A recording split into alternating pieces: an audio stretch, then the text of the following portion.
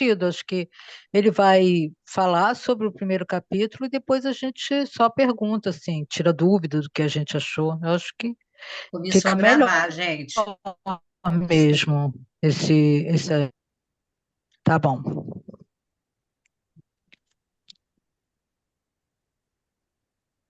Helene, é com Ah, sou eu você. que começo? Tá tudo com você Ai, agora. A partir de sim, agora, do sim. jeito que você quiser dar o Ah, tom. então tá. Boa noite a todos e todas. Então, nós vamos começar hoje. Eu me propus a apresentar, né? Vou chamar de subitem 1.8, 1.9, 1.10. E eu esqueci de colocar aqui, né? Parte um, Epistemologia Crítica do Espiritismo, eu esqueci de colocar o conhecimento e o método do Espiritismo, né? Que é o que ele trabalha nesses 10 pontos. Então, essa parte um, vou dar só uma geral, né? Ele se propõe a discutir o processo de produção do conhecimento científico, né? Como que o conhecimento é produzido, tanto teórica como metodologicamente. De forma geral, ele vai fazer essas discussões para justamente para que a gente pense na forma como a doutrina espírita, que ele também questiona, né? E ele questiona e, ao mesmo tempo, ele propõe uma teoria, né? Como que ela foi forjada, como que ela foi construída ao longo do tempo. Então, nós vamos agora, então, é o imperativo de superação da epistemologia das ciências naturais, é o espiritismo superior à ciência, ciência e espiritualidade. Então, vamos lá.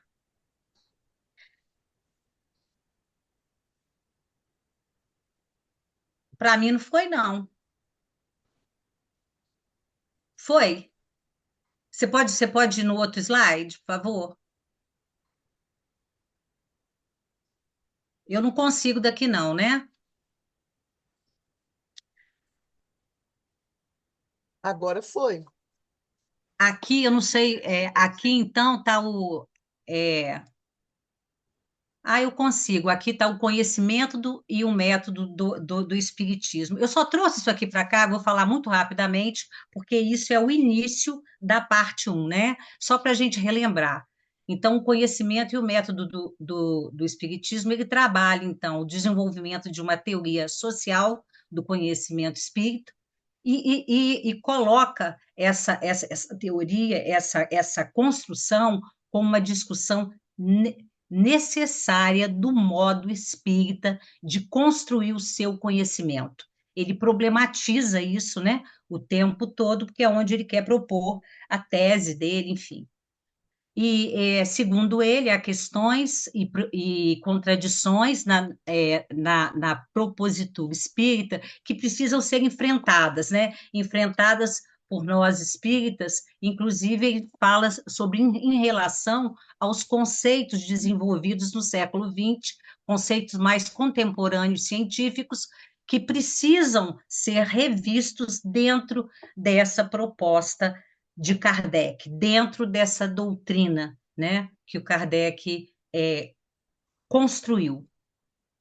Então, essas questões, elas são importantes, né, e para isso ele coloca a necessidade de compreender as ideias espíritas dentro de seus contextos, lugares e épocas, né, para que a gente consiga pensar, né, é, é, pensar essa produção cartesiana, essa produção com essa razão, né, lá de trás do século XIX, para a gente poder repensar isso usando outros instrumentais teóricos e metodológicos desenvolvidos por várias ciências humanas e sociais no século XX.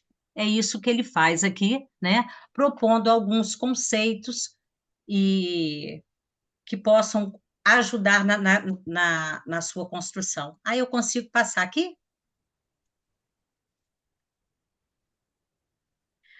Isso aqui, na realidade, a gente nem precisa, eu acho que vocês discutiram também a semana passada, e a Lavínia, né, sobre essa diferença, que é fundamental para que a gente perceba os limites da doutrina espírita de Kardec, né?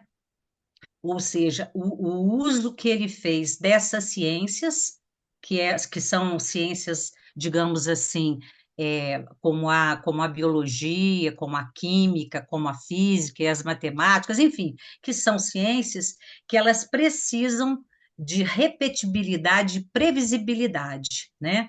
Então, e buscam a verdade, ainda que essa verdade a gente sabe que novos conhecimentos vão trazer novas descobertas e vão tensionar essas verdades. E ele coloca é, centralmente as ciências humanas e sociais nessa proposta dele, ou seja, o espiritismo enquanto produção de um conhecimento, ele precisa ele precisa desse olhar, que é um olhar bem diferente, né? As fontes são diferentes, o olhar é diferente, não existe a repetibilidade nem a previsibilidade, são as ações humanas, são as relações humanas, são as produções humanas em todas as suas em todas as suas facetas, né?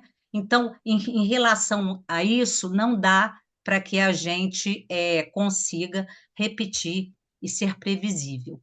E uma questão que essas ciências elas colocam é a falseabilidade, né? A gente precisa o tempo todo testando, e é muito importante que essa busca, esses testes, essas pesquisas, elas vão sempre aprimorando o que se conhece. Não sei se deu para vocês entenderem. Nós podemos pegar um mesmo objeto, fazer uma análise histórica, uma análise sociológica, e esse mesmo objeto, com esse mesmo tempo, mesmo espaço, ele ser lido, ele ser entendido, compreendido e construído esse conhecimento de formas distintas, né? É isso. Agora, então, aqui são as ciências, né? Eu acho que isso não precisa falar de novo, não, né? Ela constitui uma classificação. Ah, isso aqui é importante, né? Elas, é, elas constituem numa classificação, as ciências naturais, desculpa, estou bem tensa, que abarca as áreas da ciência que visam a estudar a natureza em seus aspectos mais gerais e fundamentais, isso é, o universo como um todo, né? E é entendido como regulado por regras ou leis de origem natural e com validade universal.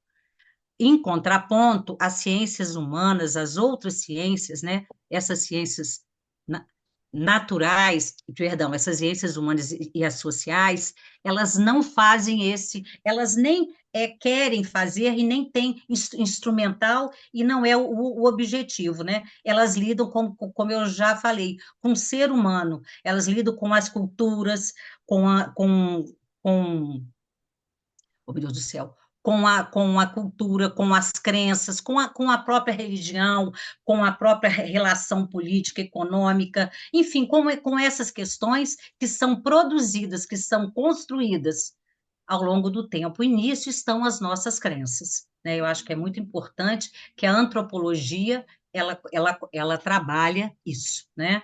Ou seja, como essas crenças, essas culturas de vários povos distintos, como que nós olhamos para essa produção, para essa fonte absurda que nós temos e como que nós produzimos. Então, as ciências humanas, eu vou falar sempre ciências humanas, mas são as sociais também, tá, gente? É porque eu tô meio engasgando na hora que eu vou falar. Elas trabalham, então, essa questão. Elas até utilizam, olha aqui no penúltimo ponto, né? Fontes e fontes teóricas e metodológicas de outras ciências, como a estatística, a bioestatística, a área de saúde, elas utilizam numa relação interdisciplinar, né, que constrói um outro conhecimento. Né? Eu vou até falar aqui de uma experiência rápida minha. Eu fiz uma análise de uma campanha, e dentro dessa campanha, do ponto de vista de políticas públicas, eu tive que entender um pouco de epidemiologia e entender um pouco de bioestatística, para eu poder entender aquela doença, aquela campanha. Então, assim, né, as ciências humanas e o meu trabalho foi dentro de ciências humanas e sociais. Aqui,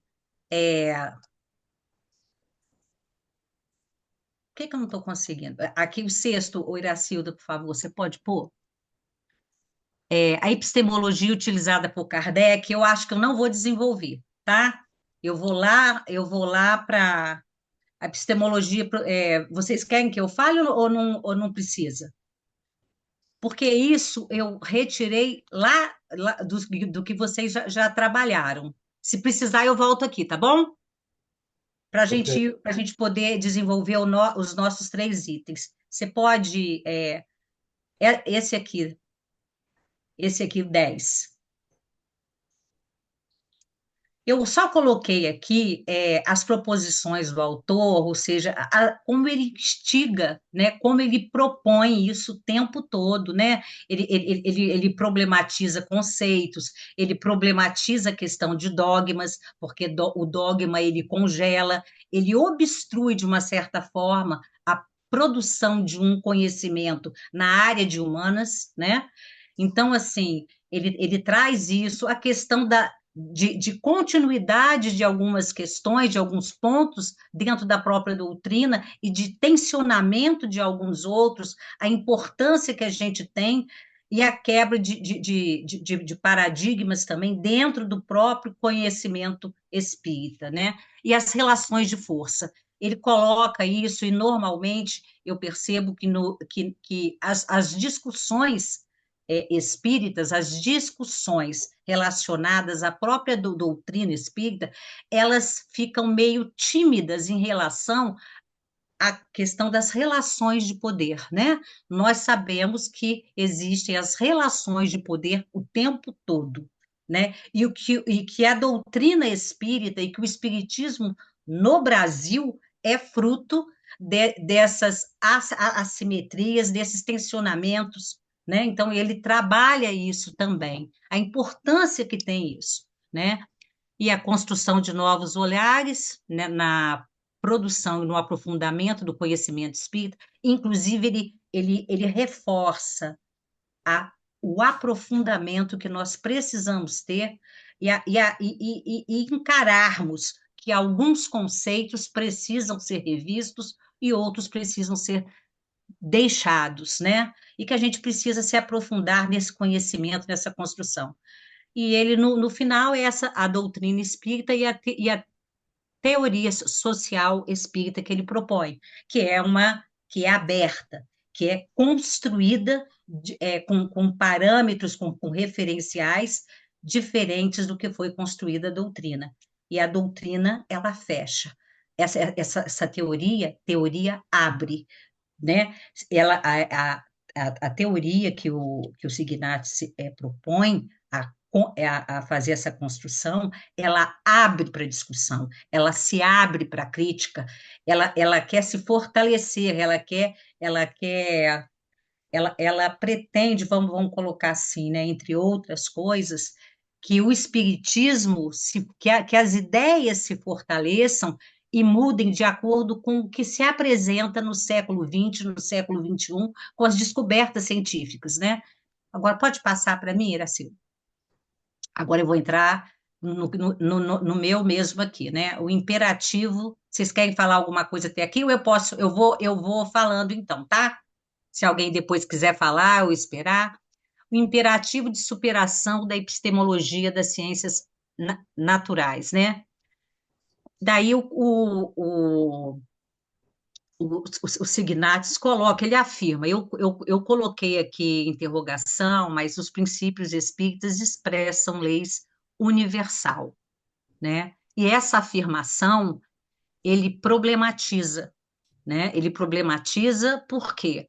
Porque todas as questões, Kardec produziu um conhecimento no século XIX, com a mentalidade, né, com aquela mentalidade europeia, burguesa daquele momento, né? E ele acreditou, e religiosa também, né, gente? E ele acreditou que os princípios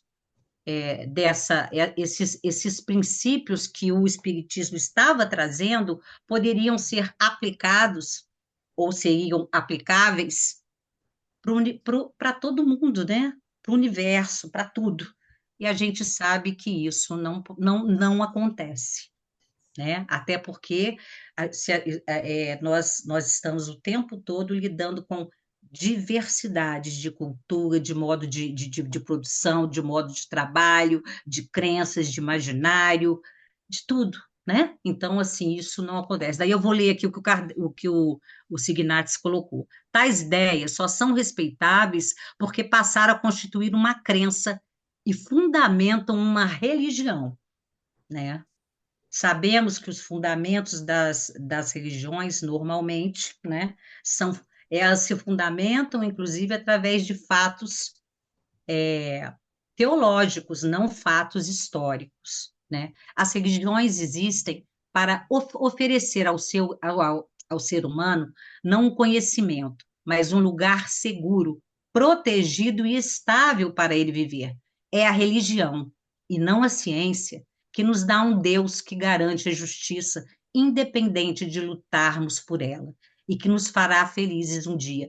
Esse ponto aqui esse grifo é meu, né? E a religião, não a ciência, que nos dará um Deus que garantirá a justiça. Ele problematiza isso durante todo o seu livro, assim, pelo menos até onde eu li, ele problematiza isso porque é o Deus que garante a justiça. Quer dizer, sai das nossas mãos a justiça que nós precisamos construir, né? O conhecimento que nós precisamos construir, ou seja, essas desigualdades que estão aí, essas disparidades, nós não temos que esperar algo de fora de Deus. Isso é uma construção humana. O que a gente quer desse mundo melhor, de mais justo, né? Um mundo melhor, mais justo, mais equânime, enfim, o que a gente quer, a gente precisa fazer, não esperar de fora. Eu só vou terminar isso aqui, tá, Lavínia? Só até aqui. E a religião é legítima porque essas esperanças humanas são profundamente legítimas, né? Então ele coloca isso, que ele não está contra a religião ela é importante, né? Ele só coloca que o espiritismo ele deve ter um outro parâmetro de discussão para que para que aconteça realmente uma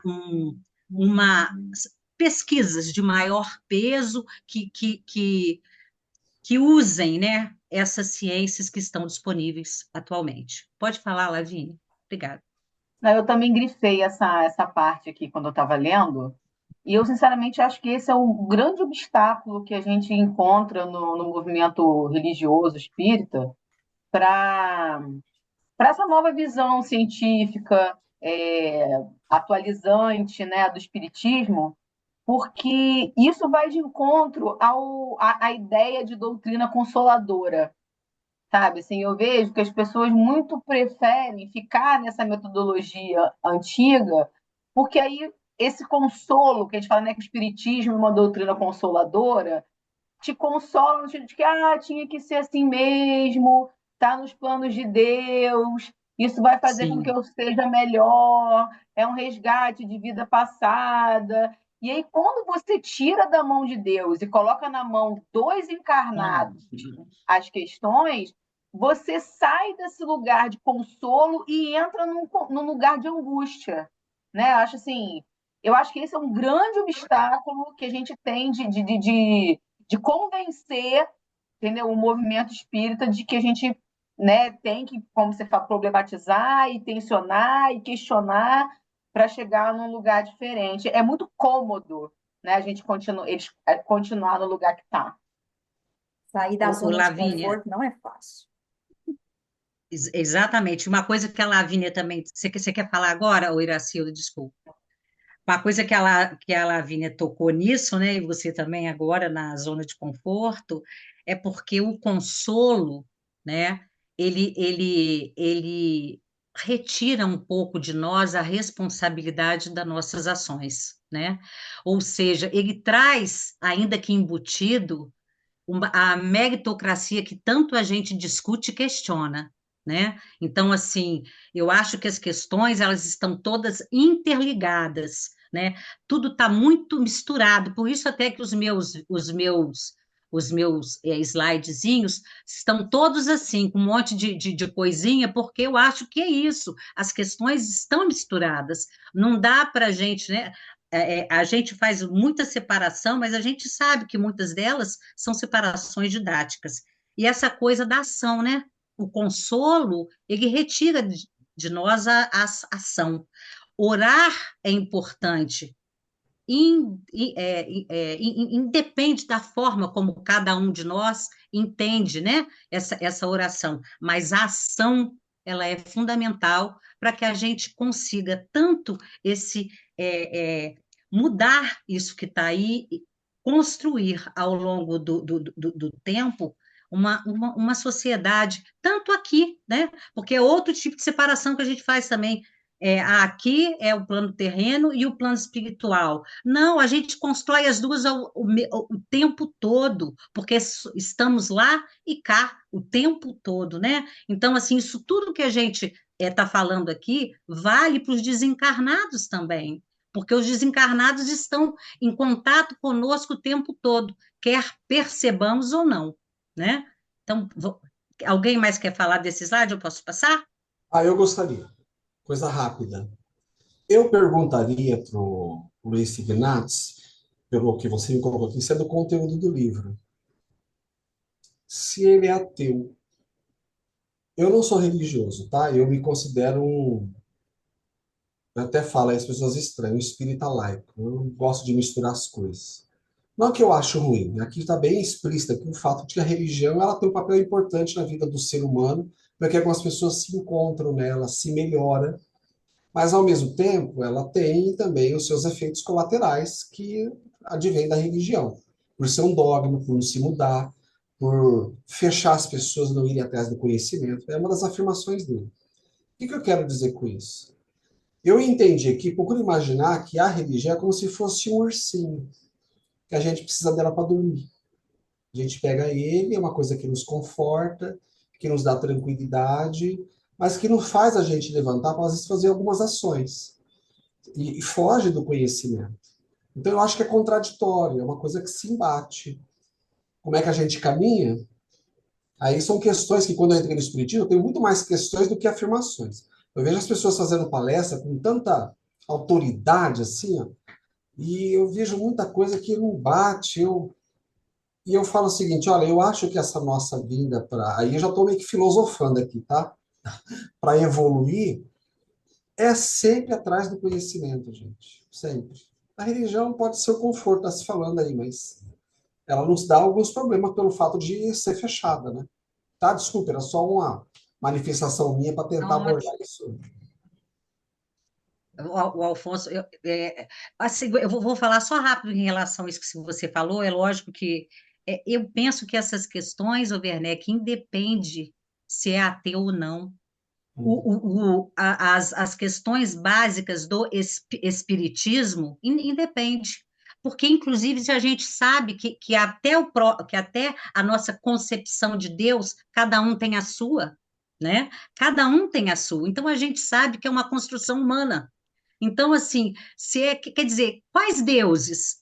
São tantos os deuses, né? Cada um aqui possivelmente pode acreditar em um. Então, assim, no meu entendimento, essa questão já não faz diferença para mim dentro dessas questões. Não sei se eu, assim, é lógico que é o Signatis vai estar aqui a semana que vem, você até pergunta, mas ele trabalha, eu acho que isso no livro. Fala Alfonso, depois a Lavínia. Obrigada. Duas coisas. Primeiro, concordo plenamente com você, Alete, quando você diz que o... não podemos separar o encarnado do desencarnado. O espírito é o mesmo. A partir do momento que acreditamos nisso, a continuidade é clara. E o professor Cosme Massi, ele costuma falar que a vida é uma só. O momento que você está vivendo que é diferente. Você está encarnado ou não, mas a vida é uma só. Agora, o Espiritismo, se a gente for pegar a história dele lá no comecinho, ele só se preocupou com religiosidade depois do Alto de Barcelona. E com religião, né? Com religião. Com religiosidade ele tinha desde o início. Mas ele só se preocupou com o formato de religião depois do Alto de Barcelona. Então, a ideia inicial de Kardec é que, sim, tenha-se uma religiosidade, mas não uma religião. Tanto que ele, nos primeiros livros dele, ele não fala em religião. Ele vai falar em religião na segunda edição do Livro dos Espíritos e no Evangelho segundo o Espiritismo, e depois, muito forte também, no Céu e Inferno. Então, a religião aparece para o Espiritismo kardecista nessa segunda fase. E quando veio para o Brasil, teve uma divisão muito forte no final do século XIX entre os grupos que estavam voltados para a ciência e os grupos voltados para a religião. E a gente pode perceber que ganhou o grupo da religião. Né? Os místicos e os científicos, né? Não é? Os místicos científicos, exatamente. Então, a FEB, ela assumiu essa posição de religião, inclusive extrapolando a religiosidade, que passou a ter dogmas, passou a ter um punhado de coisas que é típico da religião e não da religiosidade. Eu acho que o problema maior é aí. A religiosidade eu acho que é essencial ao ser humano, porque a partir do momento que ele é espírito também, se ele não tiver uma religiosidade, como é que ele vai viver e entender essa parte que não está fisicamente próximo? Então, agora, a religião realmente pode ser totalmente dispensável. Eu acho que o espiritismo permite isso, de ser o espírita laico. Gostei dessa frase. Obrigada, Alfonso. Alfonso, eu fiquei pensando no que você falou. Será que a gente poderia, estou falando isso para todo mundo, pensar? Eu não sei se é sinônimo, eu acho que não é, né? Mas não precisa, nem precisam falar agora, pode falar depois. Religiosidade como espiritualidade, entendeu? Assim, essas conexões que a gente faz, não sei. Eu acho que isso é tão individual, né? Essas questões, mas eu entendi o que você está falando. Para mim, o que você está falando é justamente isso: é nós nos conectarmos com algo para além do aqui e agora. Só que eu penso ao mesmo tempo que a gente se conecta o tempo todo, porque nós estamos o tempo todo para cá e para lá. Mas, assim, eu entendi a sua postura e eu concordo, apesar de pensar um pouquinho diferente, mas eu concordo.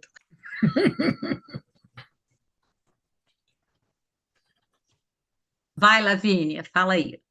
Não, eu só queria fazer uma ponderação com a fala do Werneck, que eu acho, assim, primeiro, que é corretíssimo. Né? Se a gente pegar a questão 115 do Livro dos Espíritos, na resposta, a gente vai dizer que Deus criou todos os espíritos simples e ignorantes, quer dizer, sem ciência.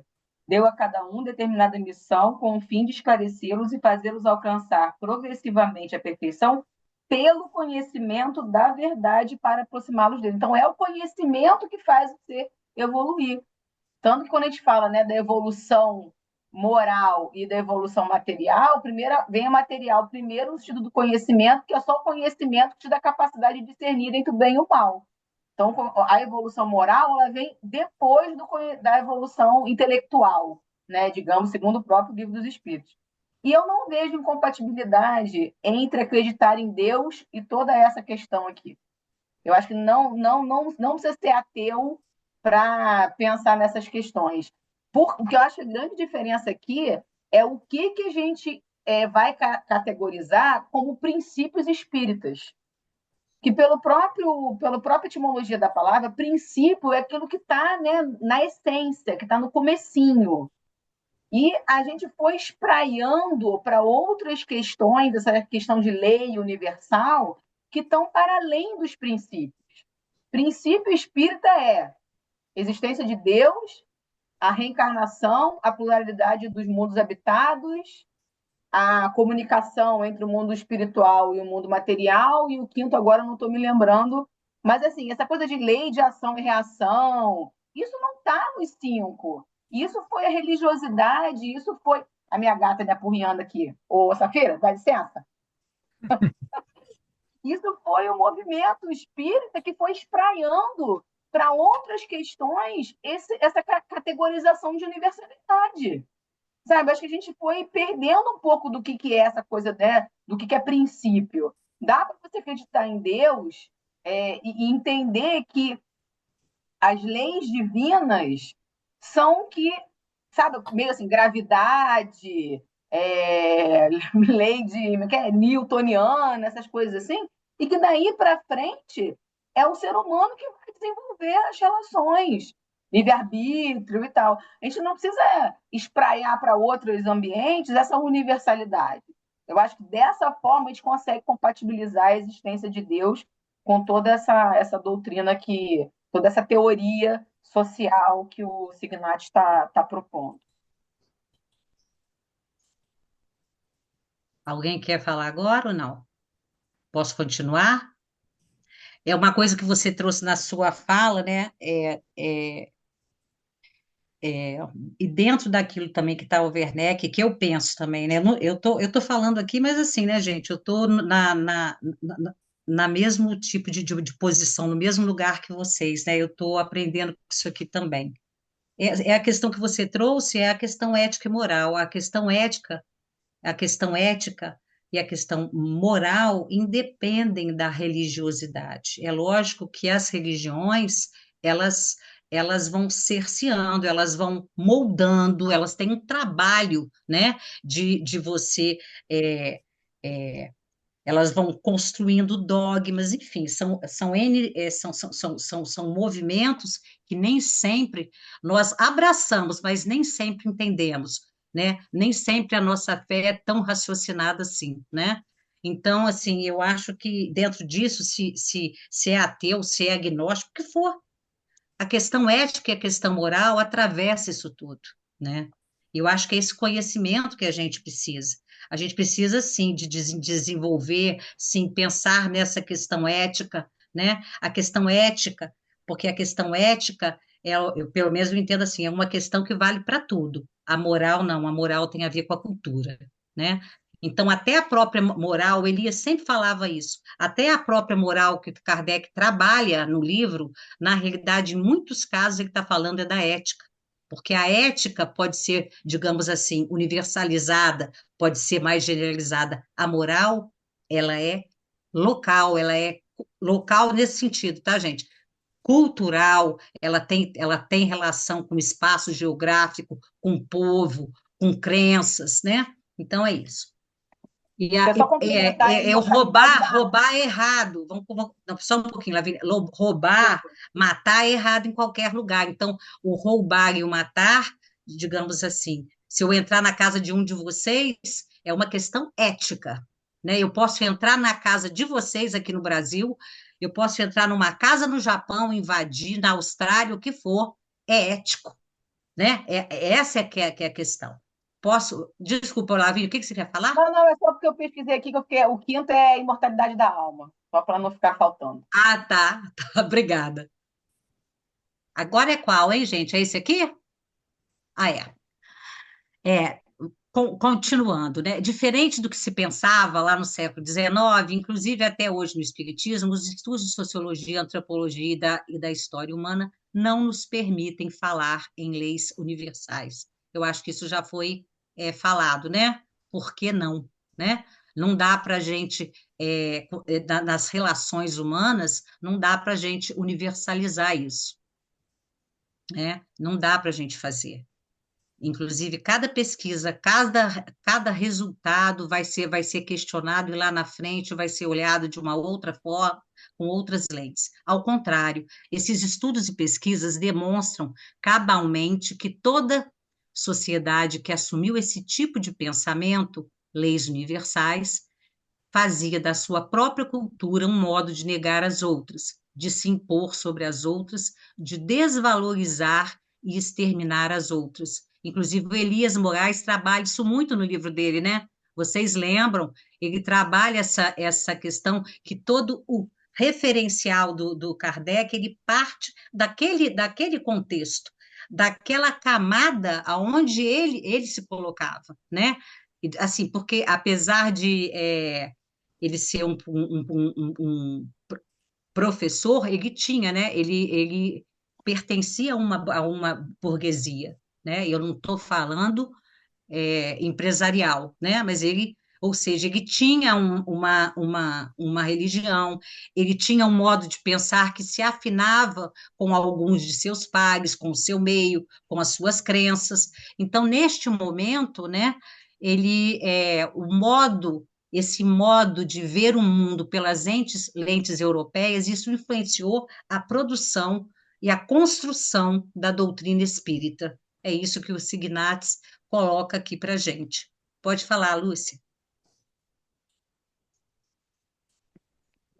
Então, você tinha levantado sobre a questão da religião e espiritualidade. Eu tenho um texto que é do professor Guido Nunes Lopes, que eu copilei, né, já há muitos anos.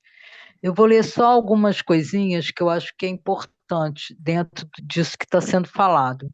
Ele fala: a religião não é Deus, a espiritualidade é tudo, e, portanto, é Deus. A religião inventa, a espiritualidade descobre. A religião não indaga nem questiona, a espiritualidade questiona tudo. São várias questões. Depois eu até mando esse texto no grupo, mas eu acho interessante essa parte. A religião é humana, é uma organização com regras. A espiritualidade é divina, sem regras. A religião é causa de divisões, a espiritualidade é causa de união. A religião lhe busca para que acredite. A espiritualidade, você tem que buscá-la. A religião segue os preceitos de um livro sagrado. A espiritualidade busca o sagrado em todos os livros. Enfim, tem várias outras coisas, mas eu achei importante ressaltar esse texto em relação ao que a gente está discutindo e ao próprio texto do Signatis. Era isso.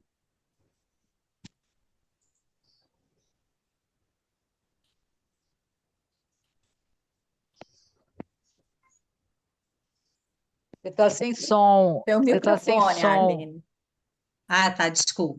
A moral que Kardec considerou universal era a moral burguesa europeia da época dele, e não foi por outra razão que não somente ele, isso aqui é muito importante, mas os intelectuais espíritas é, de todo o século XX consideraram as religiões negras como cultos primitivos, bestiais e atrasados, que não poderiam ser confundidos com uma doutrina nascida na França, né? Então, isso é muito importante, que aqui daí a gente pode pegar aquela carona no que o Alfonso também falou, né?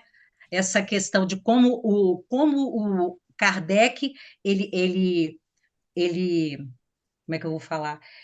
Ele faz ele está mergulhado nesse tipo de entendimento e de pensamento, e isso também acaba sendo, de uma certa forma, transplantado não, mas é trazido para o Brasil com outros formatos, né?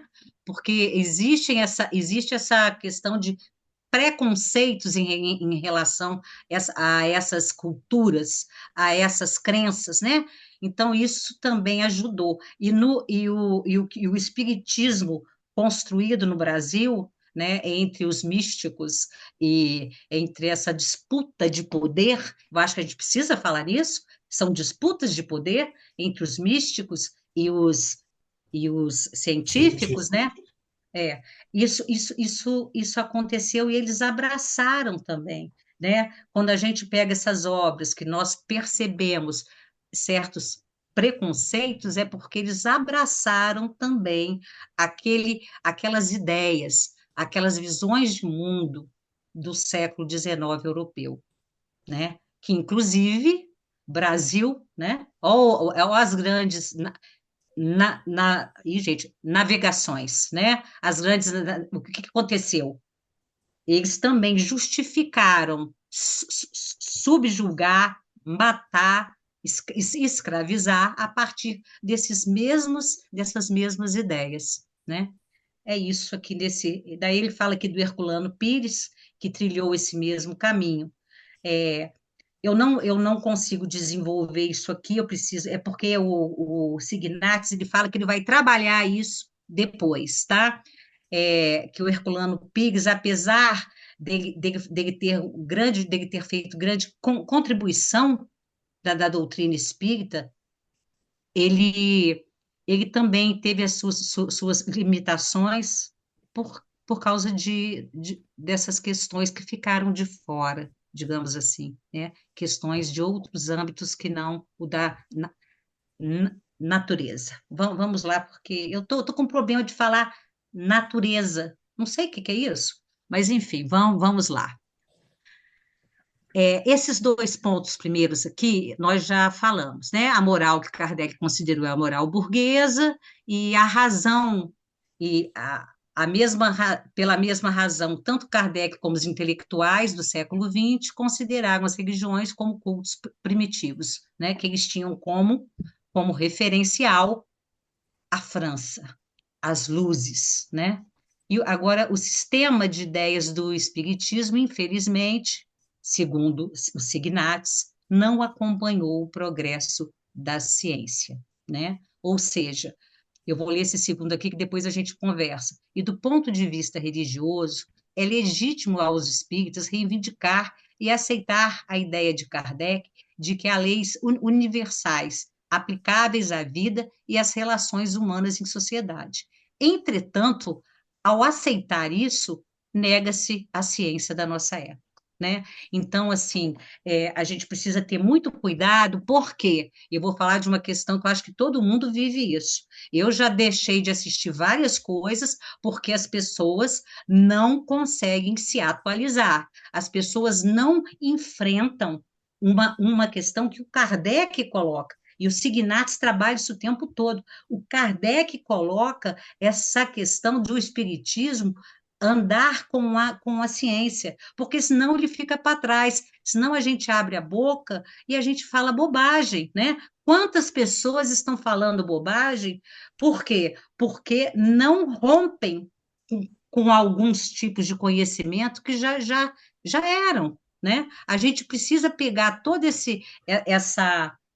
essa ciência de todas as áreas, ou de muitas das áreas do conhecimento, e olhar Kardec a partir daí, como a gente faz com qualquer autor de artigo e de livro. Eu acho que assim é uma coisa absurda o constrangimento que a gente tem.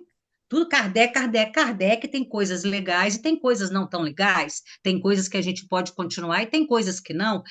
E ele vai ser questionado o tempo todo, como qualquer trabalho científico, né? Ou que se propõe científico. É isso que alguém quer falar sobre isso, então eu acho que isso assim é muito importante para a gente, né? Acompanhar.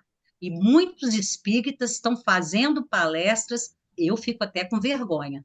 Eu já nem assisto muitas mais, porque assim eu me nego a escutar, porque eu acho que assim, às vezes, eu vou falar uma coisa para vocês como eu me sinto, às vezes eu me sinto infantilizada, né?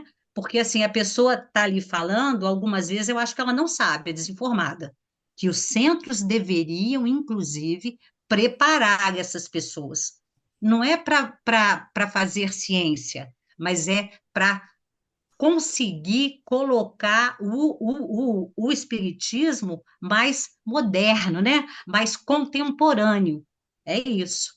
Pode Arlene, passar para. eu gostaria só de falar uma coisa que eu fiquei pensando muito quando eu estava lendo o texto do Signatis de novo, e pensando assim, exatamente nesse ponto, porque eu achei interessante isso que ele traz sobre as leis universais.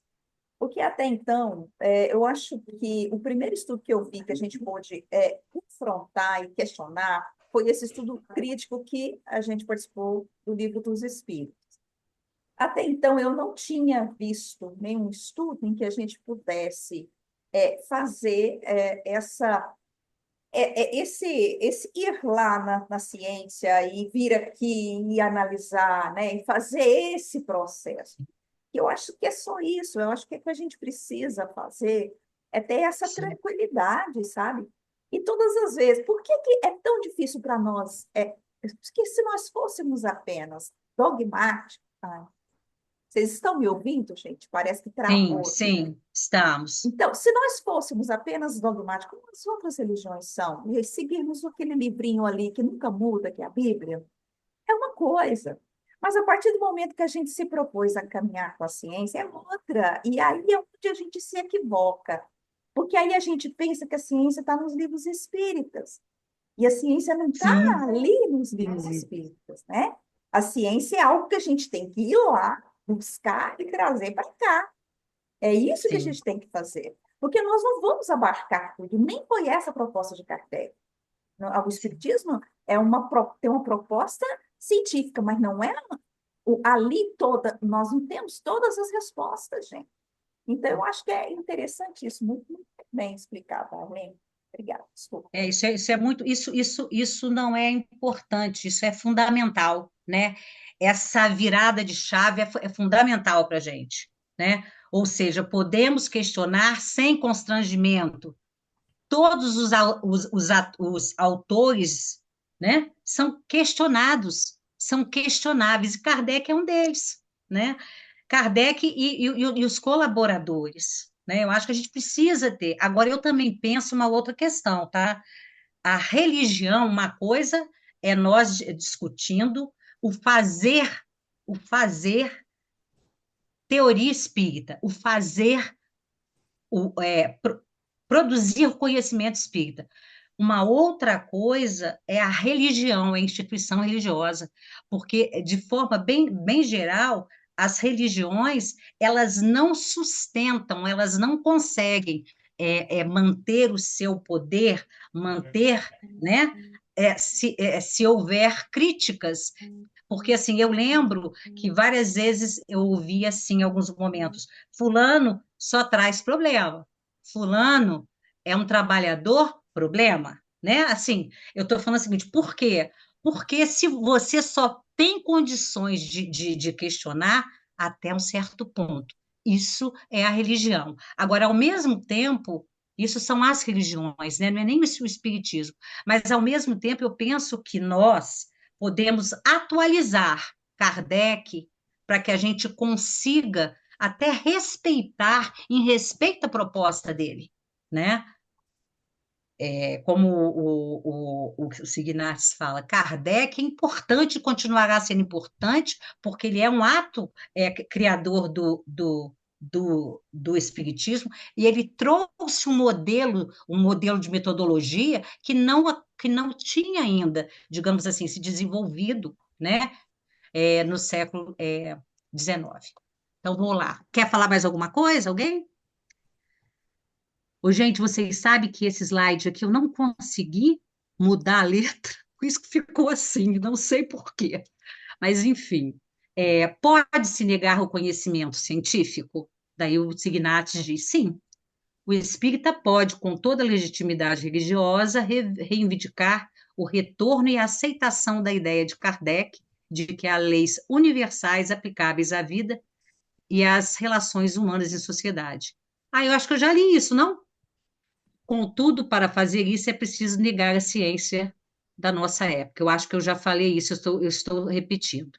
E é legítimo fazer isso dentro do Espiritismo? Signates assume a proposição de que o aspecto metodológico da obra de Kardec é mais importante do que os conteúdos que ela trouxe. Entre dogmatizar os conteúdos e acompanhar o método, é, portanto, preferível manter-se com o método, ainda que este nos leve a contestar os conteúdos. Achei isso aqui maravilhoso, né?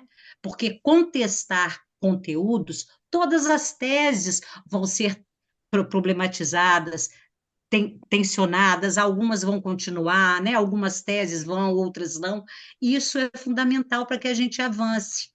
Daí, Werneck, eu penso o avanço. Eu não penso na evolução, sabe assim? Eu penso nesses avanços que a gente precisa ter, que a gente precisa clicar, né? Alguém tem alguma coisa para falar ou eu posso passar?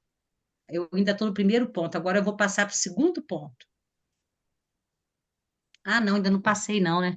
Signates assume a proposição de que o aspecto metodológico da obra de Kardec é mais importante, então, do que os conteúdos que ela trouxe.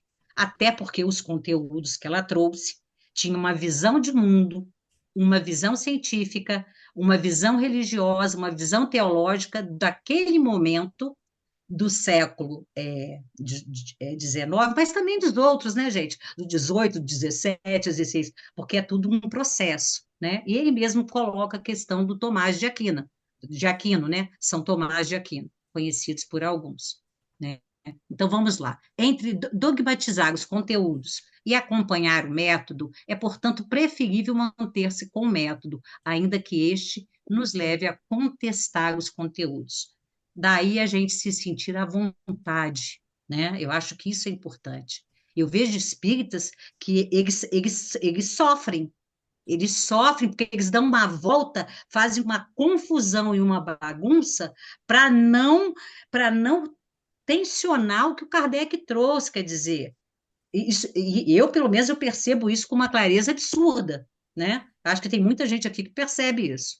E isso é ruim para nós. Isso é ruim para o próprio espiritismo. Na perspectiva de Signates, o método de Kardec não foi dogmático, ao contrário, ele é uma postura que aponta para o desenvolvimento do conhecimento espírita em contínua interação com os avanços.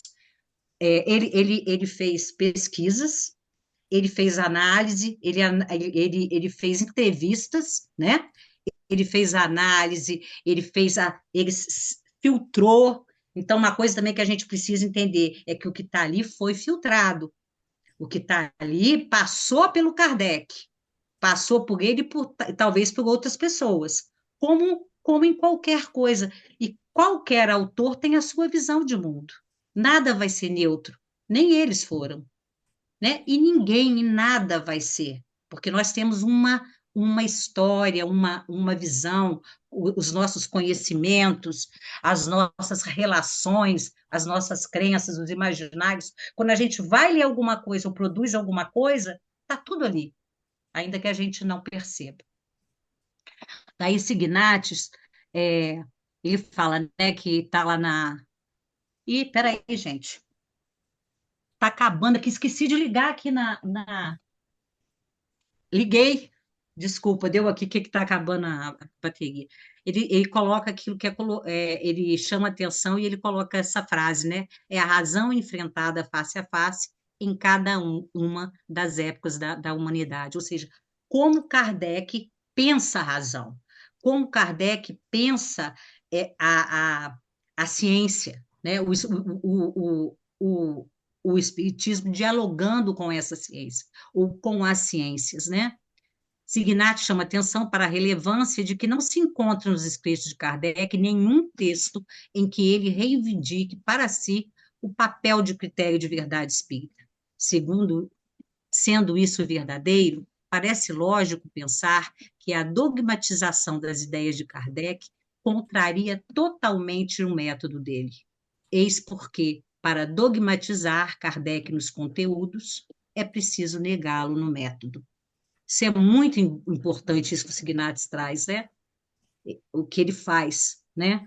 Ou seja, a metodologia dele é uma coisa. É lógico que tem nas questões teóricas coisas ainda válidas, é óbvio que tem muita coisa, e coisas que continuarão sendo válidas e pesquisadas, né? A gente tem mais coisa para se submeter à pesquisa, mas a gente tem que desenvolver metodologia, né? Que são ferramentas. Agora, o outro ponto, é o espiritismo superior à ciência? Daí eu vou ler rapidamente, né, no Livro dos Espíritos. A ciência propriamente dita pois, como ciência, incompetente para se pronunciar na questão do espiritismo. Não tem que se ocupar com isso, e qualquer que seja o seu julgamento favorável ou não, nenhum peso poderá ter. Vedes, portanto, que o espiritismo não é da alçada da ciência. Põe o próximo para mim, ô Iracilda, por gentileza. Segundo Signatis, o argumento desses debatedores, com base nesse fragmento, é de que o espiritismo constitui uma ciência acima da ciência humana, razão pela qual o questionamento dos conceitos espíritas, a partir das razões científicas, consideradas materialistas, por pressuposição, implicando esse rótulo num insanável defeito de origem. Seria inconsistente e inapropriado. Ou seja, né, existe toda uma... Como é que eu vou falar? Existe toda uma tendência, uma busca de legitimação, ou existiu, acho que é igual, acho que o movimento é outro, mas existem espíritas que ainda continuam com essa postura de achar, né, que o Kardec trouxe através daqueles espíritos, aquelas informações, estão acima da própria ciência. E nós sabemos hoje que são vários espíritos e que a coisa, né, não é assim, né? Ou seja, é a mentalidade daquele momento, e uma coisa que é muito importante, né? Eu fico pensando no Kardec recebendo aquelas informações todas acreditando, né? Acreditando que eram espíritos superiores, alguns, enfim. Como o espiritismo estuda o espírito e as ciências, como o espiritismo estuda o espírito e as... Perdão, como o espiritismo estuda o espírito e as ciências não, o objeto do conhecimento espírita ultrapassa o científico e o deixa autônomo em relação a tudo que as ciências venham a dizer a respeito das temáticas espíritas. Mais uma vez, né, isso aí, tem alguém que queira falar? Isso é muito importante, né, gente? Eu acho que é muito importante a gente entender isso, esse processo. Em alguns momentos, há uns anos atrás, eu acreditava nisso, e o meu ex-marido, eu sempre falo nisso, que ele não acredita em nada disso, e ele é cientista, e ficava assim, como? E eu falava, mas hoje em dia eu vejo que eu falava mais da crença, de uma fé não raciocinada. Não, eu tenho essa consciência, porque eu falava com base numa crença e numa fé não raciocinada que eu tinha. As coisas estavam ali no livro, as pessoas falavam e eu simplesmente incorporava como verdade. A gente faz isso, né? A gente precisa questionar para que a gente cresça e para que o espiritismo se fortaleça. Eu penso assim, né? O espiritismo enquanto proposta científica, enquanto teoria. Pode mudar para mim? Seu universo tem 14 bilhões de anos. Quem falou? O Afonso. Foi não? Foi o Alfonso que falou? Quem falou alguma coisa que eu não entendi? Não. Foi Travou de volta o agora, não? computador que falou aqui. Ah, tá. Aqui, ó, no outro momento, o Kardec viria assumir uma posição muito mais clara. Uma última característica da revelação espírita, que ressalta das próprias condições em que ela é feita, é que, apoiando-se em fatos, ela é, e não pode deixar de ser, essencialmente progressiva, como todas as ciências de observação. Caminhando com o progresso, o espiritismo jamais será ultrapassado, porque se novas descobertas lhe demonstrassem que está errado em determinado ponto, ele se modificaria o espiritismo sobre esse ponto. Se uma verdade se revela, ele a aceita. Isso aí é colocado o tempo todo, mas na prática a coisa não é muito assim, né, gente? Isso é colocado, eu cansei de ouvir isso dentro dos centros, mas ao mesmo tempo dogmatizavam. Uma coisa que o Signatis fala aqui, não é o Kardec que faz esse movimento de autodogmatização, nem dele e nem das ideias, somos nós. É o que aconteceu também com o Espiritismo no Brasil no século XX, né? Fortaleceu isso tudo. Pode passar para mim, Iracilda, por gentileza? Estou falando para caramba, gente, vocês não estão falando. É o espiritismo superior à ciência? Arlene, então deixa eu falar uma coisa que eu acho interessante nesse slide Sim, anterior aqui. Eu acho que o nosso maior conflito é justamente esse, porque nós tentamos explicar racionalmente por que que as nossas relações, nosso mundo, por que que tudo acontece do jeito que acontece. Nós apenas não aceitamos o que é dito pelo lado religioso, né? Então, aí que está o nosso maior conflito. Porque se a gente sim, simplesmente entendesse que é Deus que quer, é Deus que fez, é Deus que dá, é Deus que tira, é Deus que põe o povo na boate lá para morrer queimado, morrer 50 pessoas lá. Então, assim, sim, é tudo Deus. A explicação, assim, fica muito pragmática. O problema sim, nosso é que Kardec propôs, olha, vamos tentar entender o que é essa fé raciocinante, como diz a Bebete, né? Não é fé raciocinada, é fé raciocinante, que vai pensar as condições, que vai pensar o tempo, que vai pensar o que a ciência já traz, vai pensar de acordo com as leis da matéria, que vai pensar de acordo com a nossa estrutura social. Então, essa que é a dificuldade. Por isso que é complexo você falar isso aí, eu achei interessante. A gente ouve falando que o espírito tem que caminhar com a ciência, mas nem todo mundo dá conta de fazer isso, sofre para poder ficar segurando ali naquela última crença que, né, que dá a ele aquele conforto, porque senão ele vai sair da zona de conforto. Então, como você gosta de falar, é uma situação que tensiona a gente o tempo todo, né? sim, E a gente tem que entender isso, porque se a gente tiver sem esse tensionamento, é porque a gente não está trazendo uma análise mais raciocinada, né? Uma sim. análise, né? Só isso que eu queria falar. Muito, muito, muito bom, Iracildo, mas é isso sim. Eu já li aqui, eu acho que eu já li, né?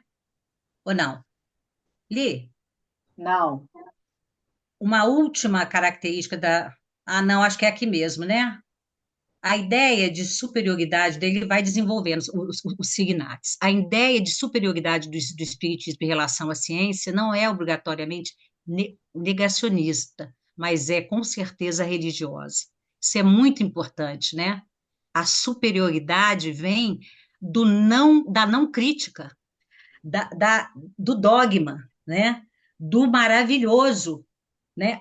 Eu acho que é isso que ele está colocando aqui. Essa superioridade vem porque nós não podemos questionar, nós não podemos tensionar. Eu adoro, né, gente? Problematizar e tensionar, eu acho que são dois movimentos cognitivos importantíssimos, né? Porque a gente anda assim, a gente caminha, a gente muda, a gente cresce. E cultura religiosa faz acreditar que suas crenças sejam superiores ao conhecimento científico, em certos casos. Isso ele coloca também. E o ateísmo e o agnosticismo podem ser considerados derivações das raízes, isso aqui também é bem interessante, das raízes e preferências materialistas das atividades científicas. Mas, rigorosamente, isso é o signatis, não devem ser vistos senão como hipóteses razoáveis, diante das crenças teístas das religiões em geral, em pé de igualdade, por exemplo, com as suposições espíritas da sobrevivência da alma, da comunicabilidade e da reencarnabilidade do ensino. Isso aqui e do espírito, isso aqui eu achei muito legal. Ou seja, o que para nós, né, espíritas, é um fato, né? Para as outras pessoas que veem o mundo por outras lentes, isso aqui também, o que a gente acredita, eles não acreditam. Eu acho que é isso que ele coloca aqui. Ou seja, o que nós acreditamos são hipóteses também, porque não foram comprovadas cientificamente. Então, assim, a gente precisa ter um olhar assim mais menos arrogante, digamos assim, né? Eu acho que o espiritismo ele precisa de menos arrogância. Ele precisa de se olhar e olhar os demais também em pé de igualdade nesse sentido. São hipóteses, né, que não foram comprovadas ainda, apesar de vários estudos estarem sendo feitos, né, na área da mediunidade. Mediunidade e reencarnação pode constituir objeto de pesquisa científica, entretanto, a existência ou não de Deus não tem essa disponibilidade ao método científico. Aliás, não tem para ninguém, né? Até porque o que é Deus, né? Pode passar, por favor, Cacilda. Gente, eu não sei se precisa ler isso aqui. Entretanto, que a crença espírita e o conhecimento espírita conflitarem diretamente, quando houver, né, um conflito entre os conhecimentos, entre as propostas da crença espírita e do conhecimento, crença espírita e conhecimento, eu acho que tem a ver, eu acho que eu copiei errado. Entretanto, que a crença espírita e o conhecimento espírita. Ah, tá. Não, não tá, eu acho que está certo, não está? Conflitarem diretamente, permanecer com a primeira, poderá ter tido como uma atitude negacionista. E nos termos. Olhem aí para mim, gente, olhem aí para mim, se é isso aqui, é conhecimento espírita mesmo. Tá certo, Arlene, Tá tá certo, correto, né? tá E correto. tá correto, né? E nos termos da própria dogmática espírita incorreta, visto que há uma recomendação explícita de Kardec, no sentido de que o espiritismo deve esposar sempre a conclusão científica, como modo de se manter atualizado. Mais uma vez, ele está reforçando o problema que existe quando nós acreditamos que o espiritismo é superior à ciência. O tempo todo ele está colocando isso aqui para a gente. Para o autor, para Signax, a fé espírita deve se esforçar por ser racional. E uma das formas de operar isso é adequar-se ao conhecimento científico de sua época, mantendo suas convicções apenas no terreno do que não for do âmbito das propostas científicas. Daí sim a gente pode pensar em Deus, né? Deus não é objeto da ciência. A ciência nem se preocupa com isso, né? E eu trouxe essa pergunta: como é que nós podemos entender isso? E como que de fato a gente aplica isso, a gente operacionaliza isso? Bebete, fala aí, Bebete. A questão é que basta você saber falar português que você é convidado a conduzir grupo de estudo, a fazer palestra. Tem gente que não tem noção nem do próprio nariz e está lá dando aula de psicologia espírita. Sim, É impressionante a confusão que fazem com conceitos e botam aquela coisa toda na boca, saem falando e aplicando nas pessoas que aparecem pela frente. verdade. E é muito complicado isso. Eu penso que tem que estar à frente de estudos, no mínimo, gente que estuda, além do que está ali no Sim, livro. No mínimo, para dizer assim, o atendimento fraterno é uma lástima, uma desgraça. É uma maneira de manter a pessoa acomodada, de joelho sim. dobrado, pedindo a Deus para ser salva. Por quê? Porque não tem especialista, não pode ter psicólogo. Que absurdo! Que coisa horrível, sabe? Não pode ter cientista Não, social, não pode ter historiador. Ué, como é que o historiador vai se comportar diante de algumas coisas, a né? Lene não pode falar de política. Não. Política é polis, é o modo de viver das pessoas. Você vai sim, fazer um trabalho social, você vai falar de polis. Você vai falar de leis morais, você vai falar de polis, de ética. fica, Meu Deus, sim. como é que dissocia as coisas? É por isso que está desse jeito. É verdade, mas é isso sim. Fala, Lavínia. Não sei se a Bebete acabou. Não, acabou. Não, eu entendo esse questionamento da Bebete, eu não discordo dele, não. Mas confesso para vocês que me traz um questionamento se a gente também não vai elitizar cada vez mais o espiritismo com isso, né? Exigindo que as pessoas tenham um conhecimento acadêmico ou que elas tenham um conhecimento de pedagogia, de método, de didática, para poder trabalhar no centro espírita com alguma coisa. Eu tô só dando uma de advogado do diabo e jogando para o alto esse questionamento que eu tenho, sabe? Assim, aí a gente vai colocando Você cada está vez mais tensionando, vai Lavínia. colocando cada vez mais o assistido para fora entendeu? Da porta para fora, que ele só vai lá para pegar a cesta básica, para pegar o enxoval do neném, porque ele não tem nada disso, então ele não é um igual a nós, para dar palestra, para. Ô, Lavínia, você não acha? Eu Eu estou só fico pensando, levantando a leve, entendeu? Tô só levantando a leve. não, eu achei ótimo que você está colocando, e o que a Bebete colocou. O assistido, ele deve, eu penso que ele precisa, seria bom que ele continuasse tendo ajuda em algumas coisas, de alguma forma. Só que ele também precisa entender que é essa que eu acho que é a questão central, por que que ele está precisando de ajuda? Ele precisa entender por que que ele mora na rua e nós moramos numa casa. Ele precisa entender por que que essas políticas, quem faz essas políticas, né, como que nós somos manipulados e usados, porque todos aqui somos, de uma forma ou de outra, somos. Então, assim, eu penso, Sinceramente, só um eu não pouco, sei se, eu penso que sinceramente, eu não sei se ele atualizar. precisa. Eu não sei Não, se não, ele precisa. Porque eu acho que não sou eu que tenho que dizer o que ele precisa. Entendeu? Eu acho uma postura um tanto quanto arrogante, nossa, dizer que ele precisa saber. Por que ele precisa? Eu tenho que saber o que ele quer saber. Ele pode não querer saber, entendeu? Então, assim, isso eu falando, eu estou dizendo para você assim, quando eu tive eu um discurso entendi. exatamente igual ao seu, meu filho que faz psicologia e, né, gosta de psicologia social, ele falou assim, mãe, mas por que ele precisa? Quem é você para dizer o que ele precisa ou o que Não, ele eu não precisa? concordo.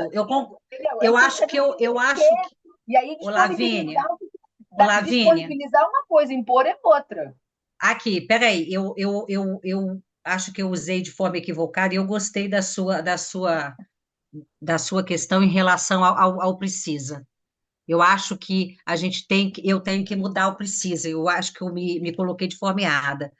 Eu penso que é a conscientização. O que ele vai fazer com o conhecimento e com a conscientização é outra coisa, né? Ou seja, mas ele poderia, todas as pessoas teriam que ter, daí sim, dignidade, teriam que ter atenção para que as coisas, para que elas tivessem acesso. Daí a questão de nós produzirmos uma sociedade que seja mais acessível, né? Assim, as coisas sejam mais acessíveis. Daí sim, cada indivíduo tendo consciência sabendo e entendendo, ele se movimenta para onde ele quer. Aí eu acho que isso é fundamental. Agora, eu usei errado o precisa. Ele precisa, no meu entendimento, da informação. Ele precisa, porque ele tem direito do acesso, ele tem direito ao conhecimento, ele tem direito a entender por que que ele está lá, ele tem direito. Se ele quer continuar, é outra coisa, né? Se ele quer continuar pegando lixo para comer azedo, enquanto a gente come direitinho, é outra coisa.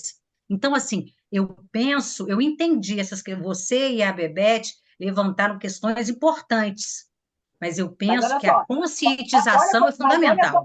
mas olha só como a gente cai na própria armadilha do sistema. Olha só, você falou assim, ele tendo a consciência, aí ele vai escolher se ele quer ou se ele não quer sair dali. A gente não chegou à conclusão de que não obrigatoriamente é o sujeito que decide, que às vezes a sociedade, que o meio impõe, então às vezes ele pode querer e não poder, ou ele pode poder e não querer. Então, assim, a gente Mas você acredita que a uma ideia maioria é também, assim? entendeu? Você acredita que a maioria da nossa população vive isso? Ele sabe, mas ele não quer? Você acredita nisso? Honestamente? Eu não tô, como eu falei aqui, eu não estou Não, concluindo não, eu nada. não tô, eu tô adorando, tá, Lavínia? Eu tô adorando. Inclusive, a Eu não Bebete estou pode entrar. concluindo nada. Eu só tô jogando pro alto, entendeu? Eu Assim, também. a gente Mas eu cansa de falar, adorei. a gente cansa de falar que sociedade não é um coletivo de pessoas. Que a sociedade é um ser e o coletivo e as pessoas e o coletivo é outro. Que às vezes a pessoa é levada a uma determinada coisa porque o coletivo impõe, porque a situação impõe, porque a sociedade impõe.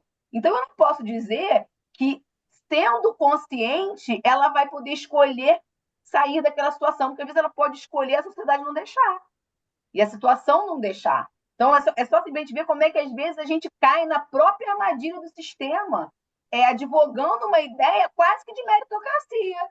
Que se ele quiser, consciente, é só ele querer que ele sai. E a gente sabe que não é assim. Então, como é Não, mas eu não difícil. estou colocando a meritocracia, não. Amor, Inclusive, você eu sou não, contrária a querida, eu essa não estou ideia. falando que você está dizendo, não. Eu estou dizendo É. como que muitas vezes o próprio sistema enreda a gente. Entendeu? Bebete, quer Bebete, falar? fala aí. Não, eu entendi, adorei, tá? Eu acho que é isso que a gente precisa mesmo, né? A gente precisa desse. É A só gente um precisa pegar um dia e comentário. só discutir esse tipo de coisa. Porque e eu acho que o livro faz uma discussão muito grande nesse sentido. Tá? Ele tenta trazer o ensinamento que Kardec conseguiu recolher para o pensamento atual, mostrando as diferenças e onde temos que tomar cuidado para não nem dogmatizar Kardec, nem desprezá-lo. Então, eu acho que o livro ele tem muito disso. Bebete, fala aí. Você ficou para trás. Notei. É assim, eu não acho que colocando pessoas mais especializadas que se cria uma elite frente à casa. Cria que isso aí está mais ligado à personalidade, a outras questões, do que propriamente a atitude horizontal ou vertical que se tenha com a população. Mas pessoas que tenham condições de desenvolver recursos, argumentos e fundamentos para aquilo que está sendo passado. É a mesma coisa do serviço social. Ah, eu te dou uma cesta básica se você assistir a palestra. Que assistência social é essa? É que aí a gente vai para o que você estava falando. Eu não tenho esse direito. Eu quero dar, eu tenho que dar dado, não posso condicionar isso a nada. Como é que eu vou condicionar? Ah, tem que assistir a palestra, tem que tomar o passe. Não posso. Isso não é assistência social. Ao mesmo tempo que entregar só também não é nada. Agora, um trabalho assim, apesar de ser uma casa super reacionária, a que é referência para mim aqui em Joinville, o serviço social, eles desenvolvem as pautas a partir do que surge na interação do trabalho manual. Isso eu acho super bacana. Que ali rola papo, rola desafios, vai ter que aprender uma coisa nova, tem que se submeter a aprender, tem que saber ensinar, tem todos esses embates que são produtos para reflexão através disso. Isso é maravilhoso. Aí eu concordo. Mas condicionar, eu te dou isso, se você fizer aquilo, eu não posso. É isso, Lavínia, pode falar. Não, não, aí é só sugerir, quem não conhece o livro, né? Conviver para Amar e Servir, justamente de assistência social espírita espetacular.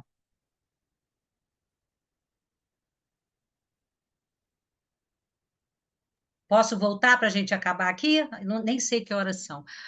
Passa um slide para mim com esse da menininha. Acho que isso aqui já foi conversado. 9h27. Então passa para mim o 22, Iracilda. A Iracilda não está escutando, não? Ela pode estar em Só um desdobramento. minutinho, só um minutinho. Só um minutinho, eu Gracilda, tô... a Bebete falou que você pode estar em desdobramento. Eu até pensei Não, nessa não estou em possibilidade. desdobramento, não, gente. Eu fiz uma coisa que não estou sabendo sair. Ah, de- põe no 22, por gentileza. Pois é,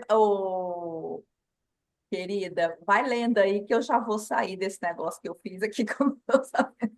Ah, entendi. Pronto. O 22, é que eu não.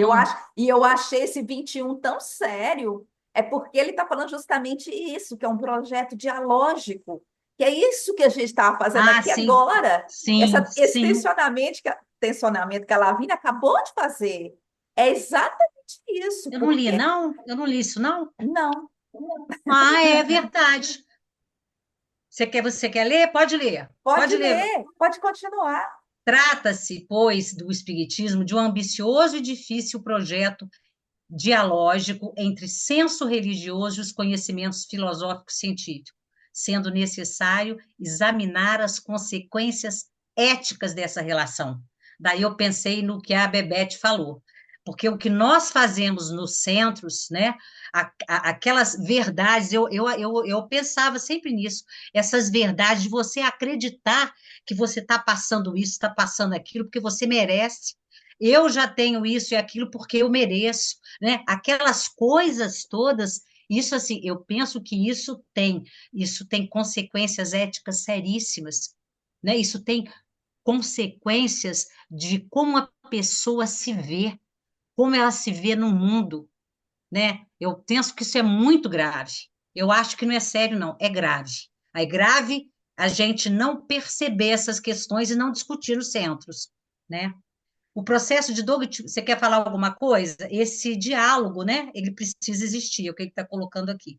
O processo de dogmatização do espiritismo, que esteve no núcleo da institucionalização histórica que sofreu no Brasil, constitui um problema epistemológico sério a ser enfrentado e resolvido pelos espíritas, já que não se alinha sequer ao próprio projeto original, ao próprio projeto espírita original, e o que o Alfonso explicou sobre a entrada do Brasil, sobre a entrada do espiritismo no Brasil, e essa questão de puxar mais para o seu aspecto religioso, dogmático e não científico e questionador que o Kardec colocava. Tem alguém que queira falar? Posso agora ler aqui? É o último item, gente. Eu vou fazer o seguinte, eu vou falar até o final, daí se vocês quiserem a gente fala alguma coisa, tá? Ciência e espiritualidade. Nem a ciência é exclusivamente racional, nem a ideia de espiritualidade precisa ser destituída de cientificidade. A ciência tem a obrigação de ser, sim, majoritariamente racional, senão deixa de ser ciência, pois a busca da verdade constitui o seu maior compromisso, a busca, né? A ciência é uma atividade que o tempo todo busca os próprios erros e erra porque é uma atividade humana. Ou seja, cada descoberta, cada tese, cada produção de conhecimento, do conhecimento, ele acaba sendo superado por outro, né? Por isso que o tempo todo busca-se erros e acha-se, né? Constroem-se novas pesquisas e novos achados, digamos assim. Como podemos entender as afirmações feitas pelo autor? Posso passar o outro, que daí a gente deixa tudo final. Ciência e espiritualidade. O espiritismo é um filho espiritualista, isso aqui é muito importante o que ele faz, né? O espiritismo, isso aqui é a fala do Signatis. A maioria aqui depois eu tenho que colocar as referências. O espiritismo é um filho espiritualista do racionalismo iluminista, adotado entusiasticamente eu acho que eu errei aqui, adotado entusiasticamente no começo, acho Tá que certo. no começo, tá, na segunda metade do século XIX, transformou-se em religião tradicional e conservadora no Brasil e vive hoje a angústia de recuperar o diálogo perdido com a melhor racionalidade científica de sua época, especialmente aquela que se torna a tradição das ciências humanas e sociais, que praticamente inexistia na época de Kardec e com a qual jamais dialogou ao longo do século XX. e com a qual o Espiritismo jamais dialogou, porque ele teve, né, como ele diz aqui, no Brasil, nós rezamos a Bíblia, né? No Brasil, o Espiritismo, ele não dialoga, de fato, com as questões científicas. Agora que está começando, né, gente? Eu penso assim, que existem tentativas. Eu não sou uma pessoa com uma bagagem muito grande de leitura. Aliás, a minha bagagem é muito grande, não. Minha bagagem é bem pequenininha. Eu acho que quem leu muito, quem leu vários autores espíritas, consegue perceber isso claramente. Eu já consigo. Enfim, a ciência seguiu adiante, o espiritismo não. É um handicap, esse handicap é o desafio da atualidade, ou seja, nós precisamos enfrentar, né? Nós precisamos, através desses obstáculos, construir pontes que possam ajudar esse espiritismo. E uma questão que eu queria falar com vocês é sobre o que, eu não sei quem foi que falou sobre essa questão, acho que foi a Lavínia que falou sobre a questão de colocar o espiritismo muito elitista. Eu penso, eu dava aula de história, eu dava aula, né, para a quinta série, eu acho que nem é assim mais, para quinta, oitava, né, para até segundo grau e para a faculdade. Eu acho que a gente precisa, nós sabemos disso, desenvolver metodologias para chegar às pessoas. Eu acho que essa é a questão. Qual é a forma como nós podemos usar linguagens que façam sentido, né? Que não desqualifiquem ninguém, porque senão fica todo mundo meio que infantilizado. E a doutrina não. E a ciência espírita, digamos assim, e essa produção do conhecimento espírita acaba se prejudicando. Eu coloquei esse finalzinho aqui, a lagarta, aí, gente, lagarta, eu acho que eu estou tensa hoje, e o mundo que nós estamos construindo, e o últimozinho, né, ela já virando uma borboleta, o mundo que queremos em nossas mãos. Eu acho que, no meu entendimento, fechando essa primeira parte, o que o Signatis traz para nós, ele traz de uma forma bem densa, mas é exatamente isso. Essas mudanças, essas ações, esses olhares distintos com outras lentes, somos nós que vamos construir, né? Não adianta a gente achar que vem de outro lugar. Se nós acreditamos, nas questões básicas do espiritismo, se nós acreditamos que somos espíritos, que reencarnamos, que estamos aqui e lá, ou seja, que existem espíritos que também nos ajudam, se nós acreditamos nisso tudo, e nós sabemos que as coisas estão erradas, né? O Signatis fala isso em vários momentos, que esse espiritismo, o conhecimento do espiritismo, a produção desse conhecimento, ele é para mudar, ele é para mudar essas desigualdades, ele é para fortalecer e lapidar as democracias, né? Para fazer com que as injustiças sejam cada vez menores, de que as pessoas tenham acesso, de que as tecnologias ou as metodologias sejam mais inclusivas. Eu acho que é isso que ele propõe quando ele questiona e tensiona os dogmas e coloca essa questão científica. Gente, fala aí, porque eu já falei demais. Acho que eu nunca falei tanto assim aqui com Não, eu acho vocês. que é hora da gente encerrar, já são 9h37. Então, vamos. Então, Podemos? Obrigada, parabéns. gente, obrigada. Olha, adorei essa discussão, viu? O Arlene, não tinha jeito de você não falar muito, você que estava com Ah, com é a bola verdade, é da vez. verdade. É verdade, não tinha jeito. Foi Não tinha excelente. jeito, eu achei Eu ótimo. gostei muito também, gostei muito das Principalmente o colocações. tensionamento, viu, Lavínia? Foi ótimo. Que isso, eu estou Sim, descobrindo, sim. sabe? O que eu estava pensando aqui? É igual filho, né, gente? A gente não sabe que a gente está pegando. Nós vamos aprendendo junto, né? Assim, não tem Isso é muito resposta, legal. né? Não tem resposta pronta. Nós estamos E fazendo, aí, Werneck, aprendendo, finalmente errando. achou o caminho? Muito bom. E isso que a Lavínia trouxe, a Bebete também, todos vocês, né? Essas questões, isso é muito importante, porque a gente acaba, né? A gente acaba batendo martelo em alguns conceitos e que são mais problemáticos, né? Muito bom, gente. Eu aprendo com vocês pra caramba, eu estava morrendo de Foi ótimo. saudades. Foi ótimo. Então, até semana que Parabéns, vem Arlene. Semana que com, vem, Parabéns. então, é com o chefe, né? Não, com o chefe, parabéns para todo mundo, tá? né, gente? Porque Gente, fica com eu tive Deus. ajuda aqui Parabéns, direto. Arlene. Foi Obrigada. ótimo, viu? Tchau, gente. Até semana. Até mais. Obrigada! Oi, Até Cléia. Tchau, mais. gente. Boa Depois, semana. depois a gente. Ó, Werneck,